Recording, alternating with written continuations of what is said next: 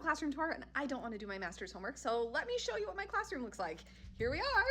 Yeah, that was a little fast. Let's go slower. The campus I work on is about to celebrate its 100th birthday, but this building is only 3 years old. The building I used to work in was over 100 years old, and I didn't have a place to keep snacks, so I'm kind of liking this, that I have a place for because of you guys. This is George, and he is fully stocked with every type of hygiene material my students could ever need, so thank you for finding my list and filling that up. And this hot mess of a cabinet here, I don't even really know what's in there, but I do have more supplies for George, and I have some student exemplar work to show when we do those projects. And I like my space to be comfortable. There's my nebula, my flexible lighting, and this is Turtle. He's my 6-pound moon pal. The mirror was an addition by my high school girls. I actually think I have 3 of them in my room. This is my student cabinet. This is where they turn in their work and do all the things. Everything in here is meant for my students, including the classroom lockdown potty. And again, more student exemplar work. And while not all of this came off of my wish list, a lot of this did, so thank you for helping to provide my students supplies. This cabinet here is for busy work. If my students want something to do with their hands and they want to put down their cell phones, they can knit a baby hat, so I have those supplies here, and also some treasure box stuff. I've made a full video about this, my On to the Next Adventure board. I'll tag it below. And this is my classroom work calendar. I'm in the process of filling out what we're doing this month. Do you do this or that in your classroom? Because I do. These are my senior sign-off boards. Again, I have a video about those. So I love these inspirational posters and just pictures of my family. They're just small and make it comfy. More flexible lighting and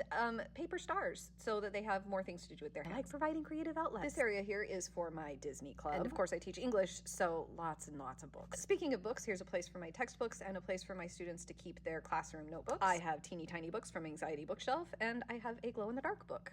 Isn't that cool? What kind of Disney Club sponsor would I be without Disney cutie cuffs and more flexible lighting, and then a place for them to charge their phones if they want to. And this is where I keep my college and trade school lanyards. I will tag the video below. And the phone home exists for very specific days, and we'll talk about that sometime in the future. I am obsessed with Marvel. I love Peggy Carter, and I have a cowbell. I don't know why. This little statue, though, is very important to me. This is my Wolverine award. And yes, we're the exception, not the rule, but my husband and I met in high school, so there's that.